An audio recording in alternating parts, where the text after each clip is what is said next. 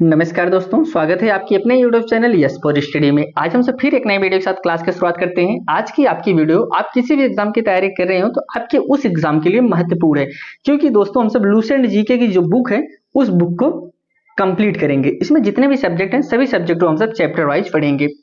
हम सब सबसे पहले हिस्ट्री को शुरू किए हैं। हिस्ट्री के अंतर्गत हम सब डेली कुछ टॉपिक को कवर कर रहे हैं। आज जो टॉपिक हम सब कवर करेंगे, हम सब जैन धर्म के बारे में संपूर्ण जानकारी जानेंगे, बौद्ध धर्म के बारे में जानेंगे, जो बौद्ध सभाएं हुई थी उनके बारे में जानेंगे, जो महत्वपूर्ण मठ हैं बौद्ध मठ हैं उनके बारे में जानेंगे। इसके बाद हम सब शैव धर्म के बारे में जानेंगे, वैष्णव धर्म के बारे में जानेंगे। इन सब के बारे में हम सब विस्तार पूर्वक से आज समझेंगे। अगर आप इस चैनल पर नए हैं तो चैनल को जरूर सब्सक्राइब करिए दोस्तों। आपके एग्जाम के पॉइंट ऑफ व्यू से बहुत ही महत्वपूर्ण चैनल है जहां पे आपको कंप्लीट जानकारी उपलब्ध कराई जाएगी। तो दोस्तों आइए हम सब आगे बढ़ते हैं और क्लास की शुरुआत करते हैं। अब यहाँ से हम सब समझते हैं जैन धर्म। जैन धर्म के संस्थापक प्रथम तीर्थकर ऋषभदेव थे। जैन धर्म के 23वें तीर्थकर पार्श्वनाथ थे, जो काशी के इच्छाविक वंशी राजा अश्वसेन के पुत्र थे। इन्होंने 30 वर्ष की अवस्था में संन्यास जीवन को स्वीकार करा। इनके द्वारा दी गई शिक्षा थी हिंसा न करना, सदा सत्य बोलना, चोरी न करना तथा संपत्ति न रखना। महावीर स्वामी जैन धर्म के 24वें एवं अंतिम तीर्थकर थे। जो महावीर स्वामी थे दोस्तों वह लास्ट और 24वें तीर्थकर थे। महावीर का जन्म 540 ईसा पूर्व में कुंडग्राम वैशाली में हुआ था। इनके पिता सिद्धार्थ यात्रिक कुल के सरदार थे और माता त्रिशला लिच्छवी राजा चेटक की बहन थी। महावीर की पत्नी का नाम यशोदा एवं पुत्री का नाम अनुजा प्रियदर्शनी था। महावीर के बचपन का नाम वर्धमान था। इन्होंने 30 वर्ष की उम्र में माता पिता की मृत्यु के पश्चात अपने बड़े भाई नंदीवर्धन से अनुमति लेकर संन्यास जीवन को स्वीकार किया था। 12 वर्ष की कठिन तपस्या के बाद महावीर को द्रिम्भिक के समीप ऋजुपालिका नदी के तट पर साल वृक्ष के, महत्वपूर्ण दोस्तों काफी बार एग्जाम में पूछा गया है, साल वृक्ष के नीचे तपस्या करते हुए संपूर्ण ज्ञान का बोध हुआ। इसी समय से महावीर जिन विजेता आर्यत पूज और निग्रंथ बंधनहीन कहलाए। महावीर ने अपना उपदेश प्राकृत अर्धमगधी में दिया। महावीर के अनुयायियों को मूलतः निग्रंथ कहा जाता था। महावीर के प्रथम अनुयायी उनके दामाद दोस्तों जामिल थे। आप जानते रहिए उनके जो प्रथम अनुयायी के वो कौन थे, जामिल थे, जो कि उनके दामाद थे।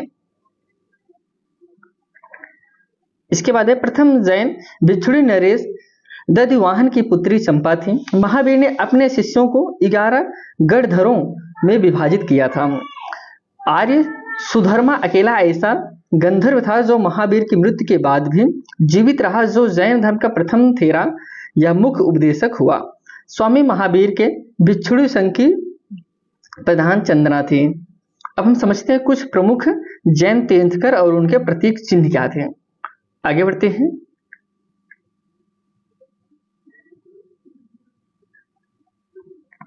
जैन तीर्थकर के नाम, प्रतीक चिन्ह, तीर्थकर के नाम क्रम, इनका प्रतीक चिन्ह क्या था, तो दो लाइन में किया गया है। ऋषभदेव प्रथम थे, इनका प्रतीक चिन्ह साढ़ था।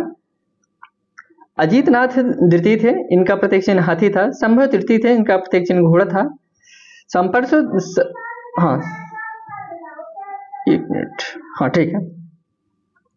संपार्श सप्तम थे, इनका जो प्रतीक चिन्ह था सौस्तिक था। शांति 16वें थे, इनका प्रतीक चिन्ह क्या था, हिरण था। अरिनाथ 18वें थे, इनका प्रतीक चिन्ह मीन था।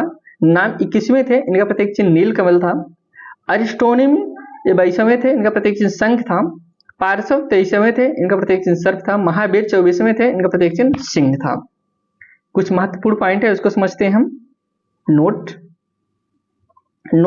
दो जैन तीर्थकरों ऋषभदेव एवं अरिष्टनेमि के नामों का उल्लेख ऋग्वेद में मिलता है।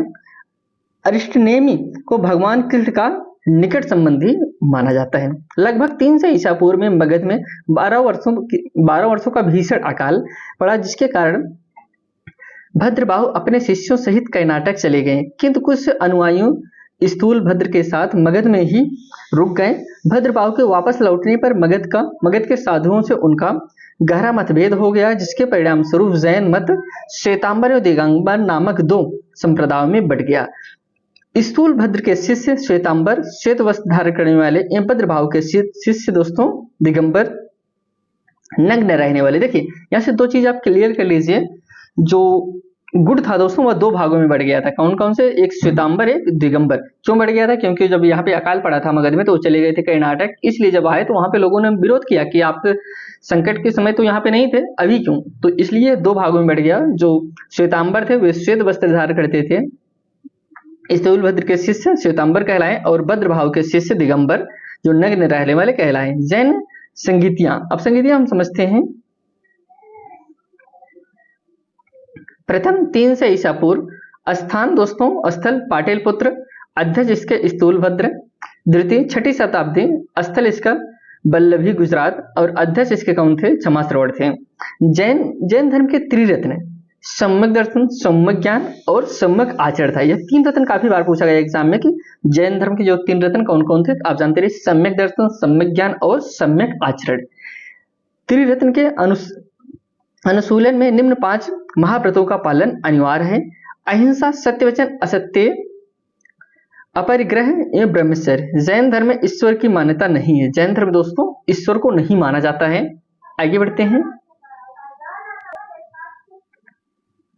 जैन धर्म में आत्मा की मान्यता है। महावीर पुनर्जन्म एक कर्मवाद में विश्वास करते थे। जैन धर्म के सप्तभंगी ज्ञान के अन्य नाम साधुवाद व अनेकांतवाद है। जैन धर्म ने अपने आध्यात्मिक विचारों को सांख्य दर्शन में ग्रहण किया। किसमें दर्शन किया दोस्तों? सांख्य दर्शन में ग्रहण किया। जैन धर्म मानने वालों को कुछ राजा थे, उदयन। जैन धर्म मानने वाले जो कुछ राजा थे उनके नाम है दोस्तों, उदयन मानता था, वंद राजा मानता था, चंद्रगुप्त मौर्य, कलिंग नरेश, खारवेल, राष्ट्रकूट राजा, अमोघ वर्ष, चंदेल शासक। मैसूर के गंग वंश के मंत्री चामुंड के प्रोत्साहन से कर्नाटक के श्रवणबेलगोला में 10वीं शताब्दी के मध्य भाग में विशाल बाहुबल की मूर्ति गोमतेश्वर की मूर्ति का निर्माण किया गया। गोमतेश्वर की मूर्ति, एक मिनट थोड़ा सा ऊपर करते हैं इसको। हाँ, गोमतेश्वर की मूर्ति का निर्माण किया गया। गोमतेश्वर की प्रतिमा को कायोत्सर्ग मुद्रा में है। यह मूर्ति 18 मीटर ऊंची एक ही चट्टान को काटकर बनाई। ये मूर्ति दोस्तों 18 मीटर इसकी ऊंचाई है और एक ही चट्टान, इसमें कोई ज्वाइन नहीं किया गया है, एक ही चट्टान से इसको काट के बनाया गया है। आगे है, खजुराहो में जैन मंदिरों का निर्माण चंदेल शासकों द्वारा किया गया था। जो खजुराहो है दोस्तों, वहां पे जो मंदिरों का निर्माण किया गया है, किसके द्वारा किया गया है? वह चंदेल शासकों के द्वारा किया गया है।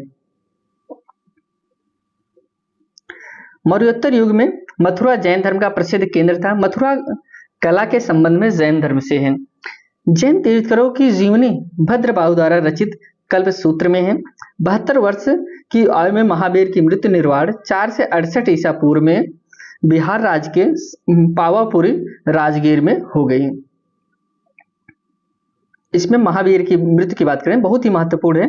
आप जानते रहिए, जो महावीर की मृत्यु हुई थी 72 वर्ष की आयु में हुई थी और 4 से 68 ईसा पूर्व में बिहार में हुआ था। किस जगह पे? राजगीर में, जिसे पावापुरी के नाम से जानते हैं। आगे बढ़ते हैं। मल्ल राजा ऋषपाल के राजा प्रसाद में महावीर स्वामी को निर्वाण प्राप्त हुआ था। अब हम समझते हैं बौद्ध धर्म। जैन धर्म को हमने समझ लिया, जैन धर्म की सही से शुरुआत हुई थी, इसके कौन से राजा थे, कौन अंतिम राजा थे, कौन प्रथम राजा थे। अब हम समझते हैं बौद्ध धर्म। बौद्ध धर्म की अगर हम सब बात करें, इसके संस्थापक, बौद्ध धर्म के संस्थापक गौतम बुद्ध थे। इन्होंने एशिया को ज्योतिपुंज, लाइट ऑफ एशिया कहा जाता था। किसके दोस्तों? गौतम बुद्ध को लाइट ऑफ एशिया के नाम से जानते हैं। बुद्ध के जीवन से संबंधित बौद्ध धर्म के प्रतीक, घटना प्रतीक, जन्म दोस्तों कमल एवं सारण इसका प्रतीक है। गृह त्याग घोड़ा है, ज्ञान है पीपल बोध वृक्ष, निर्वाण दोस्तों पद चिन्ह और मृत्यु है स्तूप। अब हम कुछ महत्वपूर्ण पॉइंट समझते हैं जो बौद्ध धर्म से संबंधित है। गौतम बुद्ध का जन्म 5 से 63 ईसा पूर्व में कपिलवस्तु के लुम्बिनी नामक स्थान पर हुआ। इनके पिता शुद्धोधन साक्यगढ़ के मुखिया थे। इनकी माता माया देवी की मृत्यु इनके जन्म के 7वें दिन हो गई थी। इनका लालन पालन सौतेली माँ प्रजापति गौतमी ने किया था। जानते रहे इनका जो गौतम बुद्ध थे, इनका जो पालन किया था इनके सौतेली माँ थी प्रजापति गौतमी ने किया था।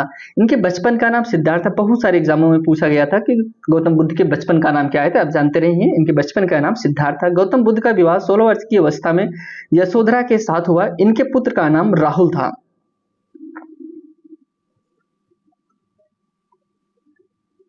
सिद्धार्थ जब कपिल वस्तु की सैर पर निकले तो उन्होंने निम्न 4 दृश्य को क्रमशः देखा। कौन दोस्तों? सिद्धार्थ।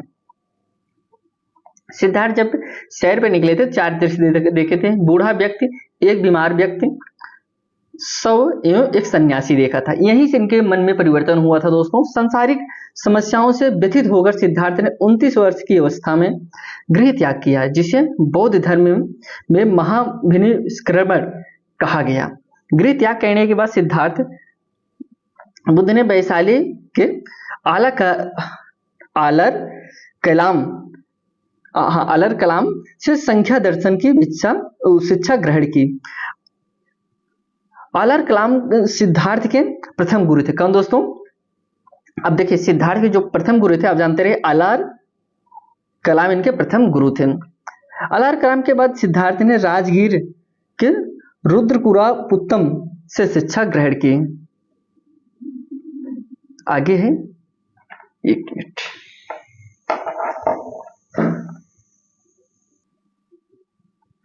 इसके बाद है उरेला में सिद्धार्थ को कौंडिन्यवप्पा, भादिया, महानामा एवं असागी नामक 5 साधु मिले।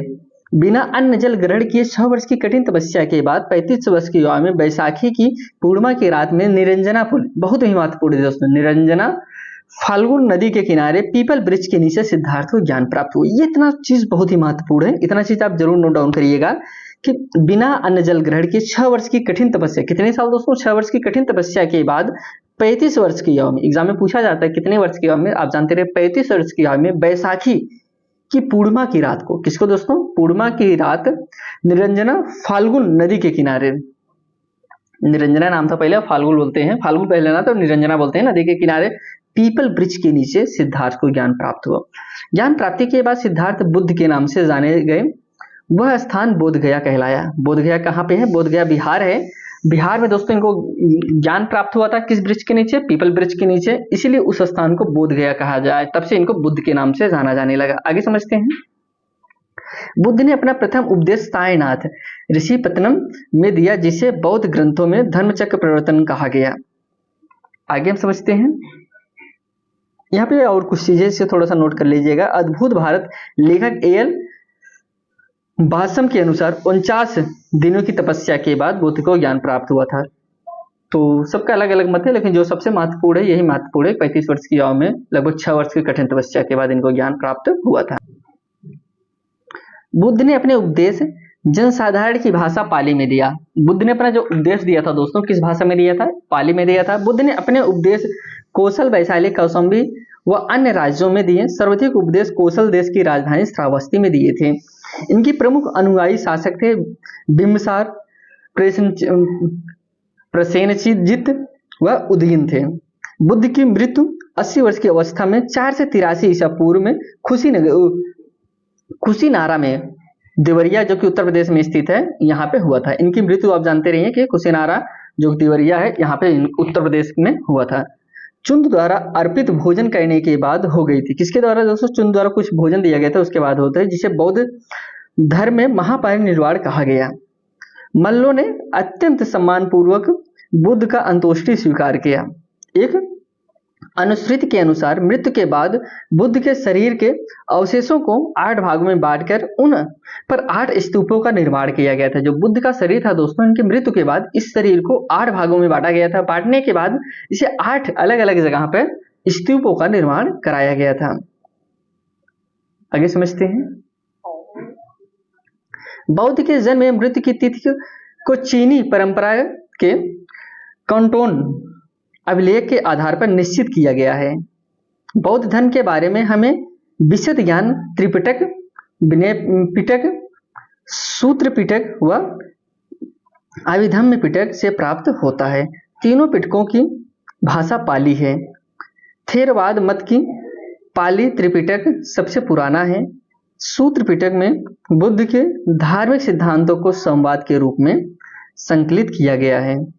विनय पिटक में संघ के भिक्षुओं के लिए बनाए गए नियमों का संग्रह किया गया है और इसमें संघ के अनुशासन के तोड़ने पर किए जाने वाले प्रायश्चितों की सूची भी दी गई है। अधिम पिटक सूत्र पिटक में वर्णित सिद्धांतों के सुव्यवस्थित अनुशीलन के लिए आवश्यक सूचियों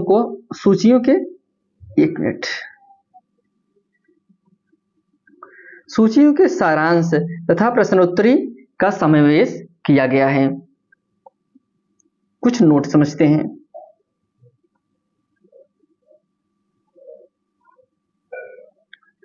पाली त्रिपिटकों की पहली शताब्दी ईसा पूर्व में श्रीलंका के शासक वत्तगामिनी की देखरेख में पहली बार लिपिबद्ध किया गया। सूत्र पिटक के 5 निकाय दीघ, मध्यम, संयुक्त, अंगुत्तर, खुद्दक बुद्ध के पूर्व जन्मों से जुड़ी जातक कथाएं खुद्दक निकाय की 15 पुस्तकों में से एक है। खुद्दक निकाय में धम्मपद नैतिक उपदेशों का पदात्मक संकलन, थेर गाथा बौद्ध भिक्षुओं का गीत और थेरी गाथा बौद्ध भिक्षुणियों की गीत है। बौद्ध धर्म मूलतः अनिश्वरवादी, इसमें आत्मा की परिकल्पना भी नहीं है। बौद्ध धर्म पुनर्जन्म की मान्यता है। बौद्ध धर्म किसकी मान्यता है दोस्तों? पुनर्जन्म की मान्यता है। आगे है तृष्णा को छीड़ हो जाने की अवस्था को ही बुद्ध के निर्वाण कहा है। विश्व दुखों से भरा है का सिद्धांत बुद्ध ने उपनिषद से लिया है। बुद्ध के अनुयायी 2 भागों में विभाजित थे। भिक्षुक बौद्ध धर्म के प्रचार के लिए जिन्होंने संन्यास ग्रहण किया उन्हें भिक्षुक कहा गया है। भिक्षुक दोस्तों किसे कहा गया है? जो संन्यास ग्रहण कर लिए थे उन्हें भिक्षुक के नाम से जानते थे। उपासक गृहस्थी जीवन व्यतीत करते हुए बौद्ध धर्म अपनाने वाले को उपासक कहते थे। जो गृहस्थी जीवन में लिप्त रहते थे और वो बौद्ध धर्म का प्रचार भी करना चाहते थे तो उसे उपासक के नाम से जाना जाने लगा। बौद्ध संघ में सम्मिलित होने के लिए न्यूनतम आयु 215 वर्ष थी। बौद्ध संघ में प्रविष्ट होने को उपसम्पदा कहा जाता था। बौद्ध धर्म 3 रत्न बुद्ध धम्म एवं संघ था। अब हम बौद्ध सभाओं की बात करते हैं कि कौन कौन सी बौद्ध सभाएं कहां कहां पे हुई थी। इससे आपके एग्जाम में क्वेश्चन काफी बार पूछे गए हैं। प्रथम बौद्ध संगीति दोस्तों 483 ईसा पूर्व में स्थान राजगृह में हुआ था। इसके अध्यक्ष थे महाकश्यप। किसके शासनकाल में? अजातशत्रु के शासनकाल में हुआ था। द्वितीय बौद्ध संगीति 383 ईस्वी पूर्व वैशाली सभाकामी और इसके शासक कौन थे उस समय? कालाशोक थे। तृतीय बौद्ध संगीत 255 ईसा पूर्व पाटलिपुत्र में अध्यक्ष इसके मुगालपुत्र तिष्य थे और इसके किसके शासनकाल में? अशोक। चतुर्थ बौद्ध संगीति प्रथम शताब्दी में कुंडलवन, इसके अध्यक्ष वसुमित्र अश्वमेध थे और इसके किसके शासनकाल में? कनिष्ठ के शासनकाल में हुआ था। आगे हम और कुछ समझते हैं इसके बारे में। चतुर्थ बौद्ध संगीति के बाद बौद्ध धर्म 2 भागों हीनयान एवं महायान में विभाजित हो गया। जब 204 बौद्ध संगीत हुई तब बौद्ध धर्म जो 2 भागों में बढ़ गया। किसमें? हीनयान और महायान। अब समझते हैं इसके बारे में। बौद्ध धर्म के महायान संप्रदाय का आदर्श बोधिसत्व है। बोधिसत्व दूसरे के कल्याण को प्राथमिकता देते हुए अपने निर्वाण में विलंब करते हैं। हीनयान का आदर्श अर्हत पद को प्राप्त करना है। जो व्यक्ति अपनी साधना से निर्वाण की प्राप्ति करते हैं उन्हें ही अरहत कहा जाता है। धार्मिक जुलूसों का प्रारंभ सबसे पहले बौद्ध धर्म के द्वारा प्रारंभ किया गया। बौद्ध धर्म का सबसे पवित्र त्योहार बैसाखी पूर्णिमा है। आगे बढ़ते हैं। जैसे बौद्ध पूर्णिमा के नाम से जाना जाता है। इसका महत्व इसलिए है कि बुद्ध पूर्णिमा के ही दिन बुद्ध का जन्म, ज्ञान की प्राप्ति एवं महापरिनिर्वाण की प्राप्ति हुई। अब हम कुछ समझते हैं। बुद्ध ने सांसारिक दुखों के संबंध में 4 आर्य सत्यों का उपदेश दिया है। ये कौन कौन से हैं? दुख है, सुख समुदाय है, दुख निरोध है और दुख निरोधगामिनी प्रतिपदा है। आगे बढ़ते हैं। इन सांसारिक दुखों से मुक्त हो, थोड़ा सा ऊपर हो गया, इसे नीचे करते हैं। इन सांसारिक दुखों से मुक्त हेतु बुद्ध ने अष्टांगिकी मार्ग की बात कही। ये साधन है सम्यक दृष्टि, सम्यक संकल्प, सम्यक वाणी, सम्यक कर्मांत, सम्यक आजीव, सम्यक व्यायाम और सम्यक स्मृति एवं सम्यक समाधि। यही 8 दोस्तों, इसी को क्या कहा जाता है? अष्टांगिकी कहा जाता है। आगे बढ़ते हैं। बुद्ध के अनुसार अष्टांगिक मार्गों के पालन करने के उपरांत मनुष्य की भव तृष्णा नष्ट हो जाती है और उसे निर्वाण प्राप्त हो जाता है। निर्वाण बौद्ध धर्म का परम लक्ष्य है, जिसका अर्थ है कि दीपक का बुझाना, अर्थात जीवन मरण चक्र से मुक्त हो जाना। बुद्ध ने निर्वाण प्राप्ति को सरल बनाने के लिए निम्न 10 शीलों पर बल दिया। कौन कौन से थे 10 शीलों दोस्तों? अहिंसा, सत्य, असत्य, चोरी न करना, अपरिग्रह, किसी प्रकार की संपत्ति न रखना, मद्य सेवन न करना, असमय भोजन न करना, सुखप्रद बिस्तर पर नहीं सोना, धन संचय न करना, स्त्रियों से दूर रहना और नित्य ज्ञान आदि से दूर रहना। यही दोस्तों जो 10 थे यही थे। आगे बढ़ते हैं।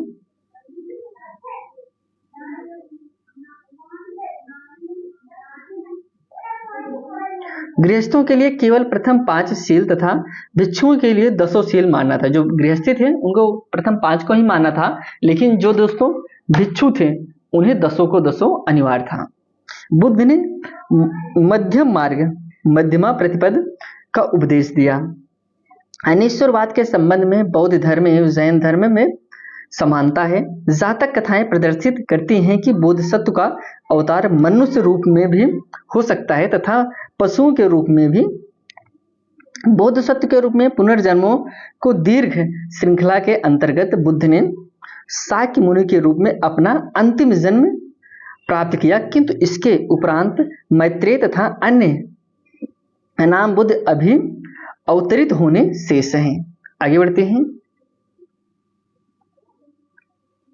सर्वाधिक बुद्ध मूर्तियों का निर्माण गंधार शैली के अंतर्गत किया गया, लेकिन बुद्ध की प्रथम मूर्ति संभवतः मथुरा कला के अंतर्गत बनी थी। तिब्बत, भूटान एवं पड़ोसी देशों में भी बौद्ध धर्म का प्रचार पद्मसंभव गुरु निरपाच ने किया। इनका संबंध बौद्ध धर्म के ब्रजयान शाखा से था। इनकी 123 फीट ऊंची मूर्ति हिमाचल प्रदेश के रेवाल सर झील में है। कुछ नोट समझते हैं। भारत में उपासना की जाने वाली प्रथम मूर्ति संभवतः बुद्ध की ही थी दोस्तों। उपासना की जाने जो पहली मूर्ति थी किसकी थी? वह बुद्ध की ही थी। अब हम समझते हैं कुछ मठों के बारे में। भारत के महत्वपूर्ण मठ मठ है। स्थान है किस राज्य में है? ताबो मठ। यह दोस्तों ताबो गांव में स्थित है, स्पीत घाटी में, हिमाचल प्रदेश में। नाम में गायल मठ, यह धर्मशाला में, हिमाचल प्रदेश में। हेमिस मठ लद्दाख में स्थित है, जम्मू कश्मीर। थिक्से मठ लद्दाख में स्थित है, जम्मू कश्मीर में। सासुर मठ लाहौल में स्थित है, हिमाचल प्रदेश में। मिड्रालिंग मठ देहरादून में, उत्तराखंड में स्थित है। रूम टेक मठ गंगटोक में स्थित है, सिक्किम में। तवांग मठ दोस्तों अरुणाचल प्रदेश में स्थित है, अरुणाचल प्रदेश। नाम ड्रार्लिंग मठ मैसूर में स्थित है, कर्नाटक में। समझते हैं बोध मंडा मठ बोध गया बिहार में स्थित है। अब हम समझते हैं शैव धर्म। शैव धर्म क्या है? हमने जैन धर्म को पढ़ा, बौद्ध धर्म का, शैव धर्म समझते हैं।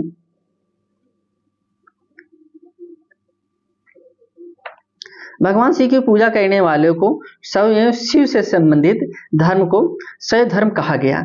शिवलिंग उपासना का प्रारंभिक पूरा तात्विक साक्ष्य हड़प्पा संस्कृति के अवशेषों से मिलता है। ऋग्वेद में शिव के लिए रुद्र नामक देवता का उल्लेख है। अथर्ववेद में शिव को भव सर्वपशुपति भूपति कहा गया है। लिंग पूजा का पहला स्पष्ट वर्णन मत्स्य पुराण में मिलता है। महाभारत के अनुशासन पर्व से भी लिंग पूजा का वर्णन मिलता है। रुद्र की पत्नी के रूप में पार्वती का नाम तैत्तिरीय आरण्यक में मिलता है। शिव की पत्नी को सौम्य रूप है पद्मा, पार्वती, उपमा, गौरी, भैरवी। आगे समझते हैं। वामन पुराण में 100 संप्रदाय की संख्या 4 बताई गई है। कौन कौन से? पशुपत, कपालिक, कालामुख और लिंगायत। पाशुपत संप्रदाय शैवों का सर्वाधिक प्राचीन संप्रदाय है। इसके संस्थापक लकुलिश थे, जिन्हें भगवान शिव के 18वें अवतार में से एक माना जाता है। पाशुपत संप्रदाय के अनुयायियों को पंचार्थिक कहा गया है। इस मत का प्रमुख सैद्धांतिक ग्रंथ पाशुपत सूत्र है। आगे बढ़ते हैं।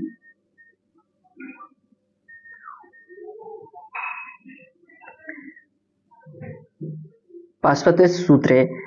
श्रीकर पंडित एक विख्यात पाशुपत आचार्य थे। पहले हम इसको समझ लेते हैं। संप्रदाय और संस्थापक। आजीवक संप्रदाय के संस्थापक कौन है? मखालीपुत्र गोसाल थे। घोर अक्रियावादी के संस्थापक पूर्ण कश्यप थे। यादृच्छावाद के दोस्तों आचार्य अजित थे। भौतिकवादी के दोस्तों पकुद कच्चायन थे। अनिश्चयवादी के दोस्तों संजय बेठालीपुत्र थे। अब हम आगे समझते हैं।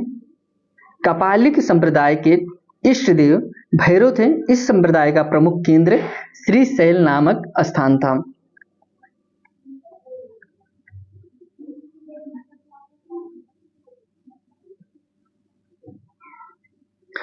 कालामुख संप्रदाय के अनुयायियों को शिव पुराण में महाव्रतधर कहा गया। इस संप्रदाय के लोग नर कपाल में ही भोजन, जल तथा पूरापान करते हैं और साथ ही अपने शरीर पर चिता की भस्म मलते हैं। लिंगायत संप्रदाय दक्षिण में प्रचलित था। इन्हें जंगम भी कहा जाता था। इस संप्रदाय के लोग शिवलिंग की उपासना करते थे। शून्य संपादने लिंगायतों का मुख्य धार्मिक ग्रंथ है। वसव पुराण में लिंगायत संप्रदाय के प्रवर्तक अल्लम्ब प्रभु तथा उनके शिष्य बासव को बताया गया है। इस संप्रदाय को वीर शिव संप्रदाय कहा जाता है। आगे कुछ हम नोट को समझते हैं। नोट। बासव का उनका भतीजा चन्ना बासव कर्नाटक के कलचुरी राजाओं के दरबार में रहते थे। जैनों के साथ कठिन संघर्ष के उपरांत उन्होंने अपने मत की स्थापना की थी। उन्होंने जाति प्रथा का कड़ा विरोध किया और उपवास, प्रतिभोज, तीर्थ यात्रा एवं बलि प्रथा को अस्वीकार किया। बाल विवाह का विरोध किया और विधवा विवाह की अनुमति दी। अब हम समझते हैं 10वीं शताब्दी के मत्स्येंद्रनाथ। 10वीं शताब्दी में मत्स्येंद्रनाथ ने नाथ संप्रदाय की स्थापना की। इस संप्रदाय का व्यापक प्रचार प्रसार बाबा गोरखनाथ के समय में हुआ। गोरखनाथ के वर्ण व्यवसाय तथा ब्राह्मणों को विशेषाधिकारों की आलोचना की। उनके द्वारा प्रतिपादित सिद्धांत को तंत्र कहा जाता था। इसकी सदस्यता बिना जाति भेद सबके लिए खुली थी। दक्षिण भारत में शैव धर्म चालुक्य, राष्ट्रकूट, पल्लव एवं चोलों को समय लोकप्रिय रहा। पल्लव काल में शैव धर्म का प्रचार प्रसार नायनारों द्वारा किया गया है। नायनार संतों की संख्या 63 बताई गई, जिनमें अपार, तिरुज्ञान, समंदर एवं सुंदर मूर्ति आदि का नाम उल्लेखनीय है। अब हम आगे बढ़ते हैं। एलोरा के प्रसिद्ध कैलाश मंदिर का निर्माण राष्ट्रकूटों ने कराया था। चोल शासक राज प्रथम ने तंजौर में प्रसिद्ध राजेश्वर स्वयं मंदिर का निर्माण करवाया, जिसे बृहदेश्वर मंदिर के नाम से भी जाना जाता है। कुषाण शासकों की मुद्राओं पर शिव नंदी का एक साथ अंकन प्राप्त होता है। कुछ नोट समझते हैं।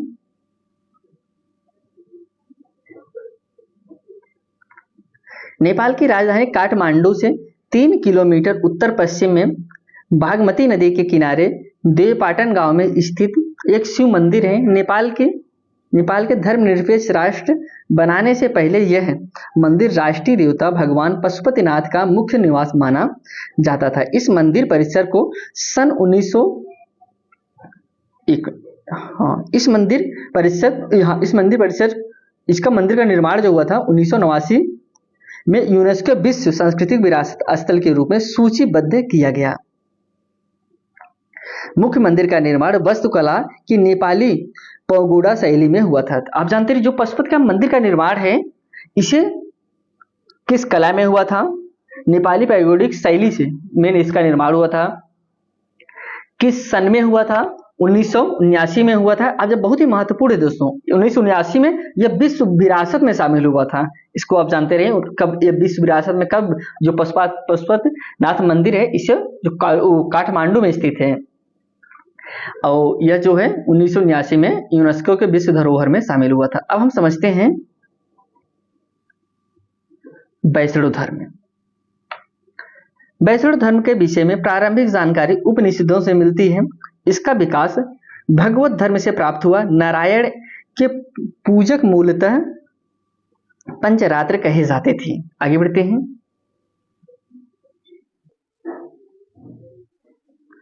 वैष्णव धर्म के प्रवर्तक कृष्ण थे, जो वृषण कबीले के थे और जिनका निवास स्थान मथुरा था। कृष्ण का उल्लेख सर्वप्रथम छांदोग्य उपनिषद में देवकी पुत्र और अंगिरस के शिष्य के रूप में हुआ है। वासुदेव कृष्ण का सबसे प्रारंभिक अभिलेखी उल्लेख वेसन नगर स्तंभ अभिलेख में पाया गया है।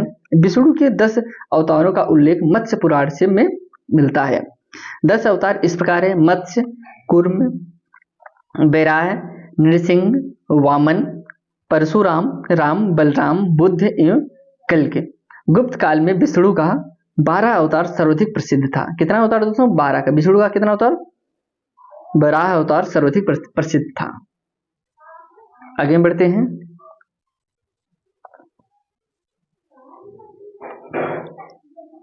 विष्णु धर्म में ईश्वर को प्राप्त करने के लिए सर्वाधिक महत्व भक्ति को दिया गया है। भगवान विष्णु के सुदर्शन चक्र में 6 तीलियां हैं। आपके एग्जाम में जानते रहिए, पूछते कभी कभी पूछ सकता है कि विष्णु भगवान के सुदर्शन चक्र में कितनी तीलियां हैं? जानते रहिए 6 तीलियां हैं। प्रमुख संप्रदाय मत एवं आचार्य। वैष्णव संप्रदाय विशिष्टाद्वैत आचार्य किसके? रामानुज थे। ब्रह्म संप्रदाय, इसके मत दोस्तों दैत्य आनंद तीर्थ थे। रुद्र संप्रदाय शूद्रदैत्य वल्लभाचार्य थे। सनक संप्रदाय दैत्यादैत्य और निम्बार्क थे।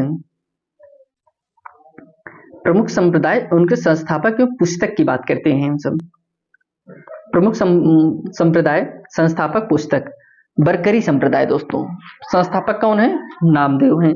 श्री वैष्णव संस्थापक रामानुज, पुस्तक ब्रह्मसूत्र। परमार्थ दोस्तों संस्थापक रामदास और पुस्तक दोस्तों दासबोध था। राम भक्त संस्थापक रामानंद और इसके दोस्तों पुस्तक थे अध्यात्म रामायण थे। कुछ नोट समझते हैं। अंकोर वाट का मंदिर कंबोज के राजा सूर्यवर्मा सेकंड, जो कि 1113 ईस्वी 1150 ईस्वी में बनवाया था। इस मंदिर में लगभग 10.5 फीट ऊंची भगवान विष्णु की मूर्ति स्थापित किया गया है।